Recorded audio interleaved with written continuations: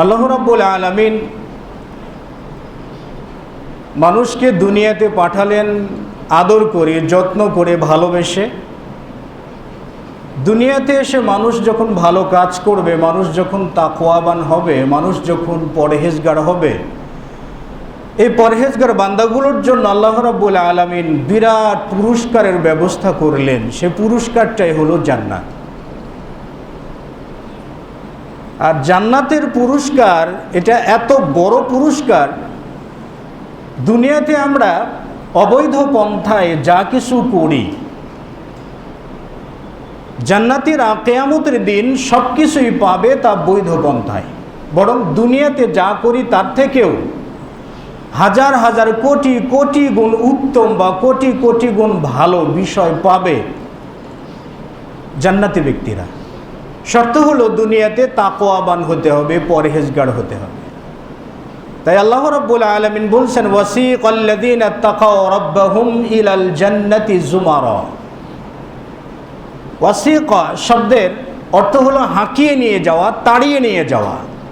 তো ওয়াসিক শব্দটা, ওয়াসক শব্দটা এটা জাহান্নামবাসীদের ক্ষেত্রে ব্যবহার হলে এটা তাদেরকে হাঁকিয়ে নিয়ে যাওয়া বা ব্যত্রাঘাত করতে করতে নিয়ে যাওয়া। জান্নাতীদের সামনে এই শব্দটি ব্যবহার হলে তাদেরকে শুভেচ্ছা স্বাগতম জানিয়ে নিয়ে যাওয়া। তো ওয়াসিকাল্লাযীনা তাকাউ রাব্বাহুম, যারা তাকওয়াবান হয়েছে, যারা পরহেজগারিতা অবলম্বন করেছে, তাকওয়া অবলম্বন করেছে, এই সকল ব্যক্তিদেরকে যখন নিয়ে যাওয়া হবে ইলাল জান্নাতি যুমারা, জান্নাতের দিকে। তাকওয়াবান পরহেজগার ব্যক্তিদেরকে যখন জান্নাতের দিকে নিয়ে যাওয়া হবে, হাত্তা ইযা জাউহা ওয়া ফুতিহাত আবওয়াবুহা, যখন তাদেরকে জান্নাতের কাছে নিয়ে যাওয়া হবে তখনই ওয়া ফুতিহাত আবওয়াবুহা, জান্নাতের দরজাগুলোকে উন্মুক্ত করে দেওয়া হবে, খুলে দেওয়া হবে তাদের জন্য। এই তাকওয়াবান ব্যক্তিদের জন্য, তাকওয়াবান পরহেজগার ব্যক্তিদের জন্যই জান্নাতের দরজাগুলো খুলে দেওয়া হবে। আমরা জানি তাকওয়াবান বা পরহেজগার বলতে কি বোঝায়। একজন পরহেজগার ব্যক্তি কখনো মিথ্যা কথা বলে না, একজন পরহেজগার ব্যক্তি কখনো মাপে কম দেয় না, একজন পরহেজগার ব্যক্তি কখনো অন্যায় করে না, একজন পরহেজগার ব্যক্তি কখনো অন্যের সম্পদ নষ্ট করে না, একজন পরহেজগার ব্যক্তি কখনো অন্যের হক নিজের মাঝে নেয় না, একজন পরহেজগার ব্যক্তি কখনো সুদ খায় না, ঘুষ খায় না, একেবারে সম্পূর্ণ হালাল রূপে চলে, হালাল রুজি ভক্ষণ করে চলে। যেটা সচরাচর বলে থাকি, যেই পরিচয়টা আমার কাছে সব থেকে ভালো লাগে সেটি হলো উমর বিন খাত্তাব রাদিয়াল্লাহু তাআলা আনহু একবার উবাই বিন কাব রাদিয়াল্লাহু তাআলা আনহুকে জিজ্ঞেস করছিলেন যে, ইয়া আমির, মানে হে উবাই বিন কাব, মা হুয়া তাকওয়া, তাকওয়া কাকে বলে, মানে পরহেজগারিতা কি, আল্লাহ ভীতি কি, আল্লাহর ভয় কি বোঝায়, মানে এর পরিমাপ কেমন? তো উবাই বিন কাব রাদিয়াল্লাহু তাআলা আনহু উমর বিন খাত্তাব রাদিয়াল্লাহু তাআলা আনহুমাকে বললেন যে, ইয়া আমিরুল মুমিনিন, আমা সালাকতা তরিকান ইয়ালতামিস, আমা সালাকতা তরিকান, আপনি কি এমন কোনো রাস্তায় চলেন, এমন কোনো রাস্তায় হাঁটেন যে রাস্তায় কাঁটা আছে, কাদা আছে, জঙ্গল আছে, আপনার কাপড় নষ্ট করার মতো উপাদান আছে, এমন কোনো পথে কি আপনি হাঁটেন? তো উমর বিন খাত্তাব রাদিয়াল্লাহু তাআলা আনহু বললেন, না, হ্যাঁ, আমি তো এরকম রাস্তায় সচরাচর চলি বা হাঁটি। তো উবাই বিন কাব রাদিয়াল্লাহু তাআলা আনহু বললেন, যখন আপনি কাঁটাযুক্ত রাস্তায় হাঁটেন বা চলেন, তো আপনার চলার পদ্ধতিটা কেমন হয়, মানে আপনি কিভাবে চলেন?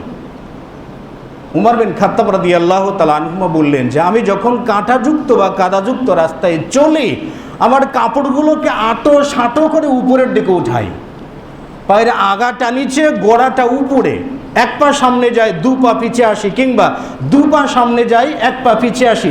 এভাবে অত্যন্ত সতর্কতার সাথে পথ চলি, যাতে কোনো কাদা কিংবা কাঁটা আমার দেহে কিংবা আমার কাপড়ে না লাগে, এমন সতর্কতার সাথে চলি। তো উবাই বিন কাব রাদিয়াল্লাহু তাআলা আনহু তখন বলেন, ইয়া আমিরুল মুমিনিন, হাদা হুয়া তাকওয়া, এটাই তাকওয়া, এটাই পরহেজগারিতা। মানে আপনি কাদার সাথে যুক্ত হতে চান না, কাঁটা আপনার দেহে লাগতে দিতে চান না, এগুলোর থেকে বেঁচে থাকার জন্য আপনি যেমন হাঁটতে সতর্কতা অবলম্বন করেন, ঠিক দিনের উপরে চলতেও ঠিক তেমনি সতর্কতা অবলম্বন করুন, যাতে কোনো ক্রমে কোনো সময় হারাম, পাপ, পঙ্কিলতা, শয়তানের কোনো ওয়াসওয়াসা বা কুমন্ত্রণা যাতে আপনাকে স্পর্শ না করে, এরকম সতর্কতার সাথে চলাকে তাকওয়া বলে। আর এটাই পরহেজগারিতা। আর রাসূলুল্লাহ সাল্লাল্লাহু আলাইহি ওয়াসাল্লাম বলছেন, লা ইয়ানদুরুল্লাহ ইন্নাল্লাহ লা ইয়ানদুর ইলা সুওয়ারিকুম ওয়ালাকিন ইয়ানদুর ইলা কুলুবিকুম ওয়া আমওয়ালিকুম, কুলুবিকুম ওয়া আমালিকুম। যে রাসূল সাল্লাল্লাহু আলাইহি ওয়াসাল্লাম বলছেন, নিশ্চয় আল্লাহ রাব্বুল আলামিন কিয়ামতের দিন তোমাদের চেহারা, কার চেহারা কত সুন্দর, কার বডি ফিগার কত ভালো, কার বডি কয় ইঞ্চি, এরকম কিছু দেখবেন না।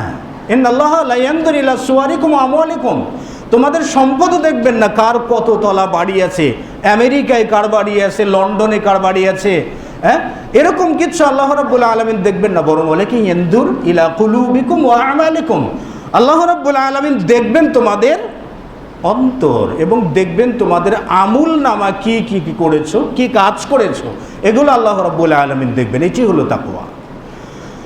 তো রাসূল সাল্লাল্লাহু আলাইহি ওয়াসাল্লাম বললেন, আল্লাহ রাব্বুল আলামিন বলছেন যে তাকওয়াবান ব্যক্তিদেরকে যখন জান্নাতের দিকে নিয়ে যাওয়া হবে, ওয়াফুতিহাত আবওয়াবুহা, জান্নাতের দরজাগুলোকে এই তাকওয়াবান বা পরহেজগার ব্যক্তিদের জন্য উন্মুক্ত করে দেওয়া হবে, খুলে দেওয়া হবে।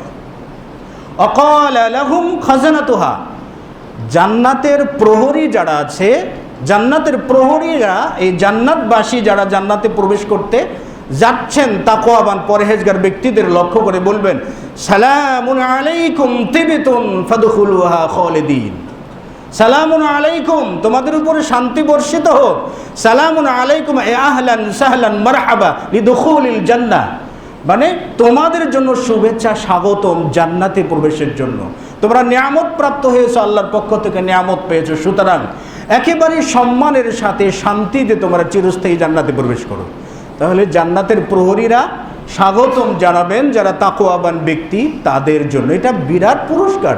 দুনিয়াতে বিবাহের বর যখন আসবে তখন আমরা অবৈধ পন্থায় পুরস্কার জানাই, ফুল সেটাই, তারপরে গান তবলা বাজায়, 2-4 শিল্পীর সামনে নাচ গান ড্যান্স ইত্যাদি করে, আবার যে বরের শালিকা যেগুলো আছে সেগুলো আবার অভিবাদন জানায়, অনেক রকমের অভিবাদন জানায়। নেতা যখন কোনো মহল্লায় প্রবেশ করবে তখন স্কুল কলেজের ছাত্রীদেরকে রাস্তার পাশে দাঁড় করিয়ে তাদেরকে শুভেচ্ছা স্বাগতম জানাতে হবে, দাঁড় করিয়ে শুভেচ্ছা স্বাগতম জানাতে হবে। আল্লাহ রাব্বুল আলামিনের সিস্টেম এরকম নয়, রাসূলের সিস্টেম এরকম নয়। জান্নাতি কোনো ব্যক্তি দাঁড়িয়ে অভিবাদন জানাবেন না, ফেরেশতাগণ অভিবাদন জানাবেন। আরেকটা হাদিসে এসেছে মুসনাদে আহমদ, রাসূলুল্লাহ সাল্লাল্লাহু আলাইহি ওয়াসাল্লাম কিয়ামতের দিন যখন জান্নাতের দরজায় যাবেন তখন জান্নাতে আসমানের উপর থেকে তখন বলা হবে, মানে আনতা, আপনি কে? তখন মুহাম্মদুর রাসূলুল্লাহ সাল্লাল্লাহু আলাইহি ওয়াসাল্লাম বলবেন, আনা মুহাম্মদ সাল্লাল্লাহু আলাইহি ওয়াসাল্লাম, আমি মুহাম্মদ সাল্লাল্লাহু আলাইহি ওয়াসাল্লাম। তখন ফেরেশতারা তখন বলবেন, আহলান সাহলান মারহাবা, ইয়া রাসূলুল্লাহ আপনি প্রবেশ করুন। এখান দিয়ে প্রবেশ করার অনুমতি আর কাউকে ইতিপূর্বে দেওয়া হয় নাই, আপনাকে প্রবেশের প্রথম অনুমতি দেওয়া হলো। তো জান্নাতবাসীদেরকে, যারা জান্নাতে প্রবেশ করবেন তাদেরকে জান্নাতের প্রহরীরা, ফেরেশতারা অভিবাদন জানাবেন, স্বাগতম জানাবেন, সালামুন আলাইকুম দিয়ে অভিবাদন জানাবেন, স্বাগতম জানাবেন। তো জান্নাতে স্বাগতমের সিস্টেম হলো সালাম, ছিল, আছে, এবং ইসলামের সিস্টেমও তাই। আমরা জান্নাত পাবো বলে আশা করি, জান্নাত লাভের আশা করি সবসময়, কিন্তু আমরা আমাদের পরিবারে অভিবাদনের সিস্টেম চালু করেছি ইহুদ নাসারাদের মতো। ছোট্ট বাচ্চা টাটা দিতে জানে, অথচ ছোট্ট বাচ্চা বিসমিল্লাহ বলতে জানে না।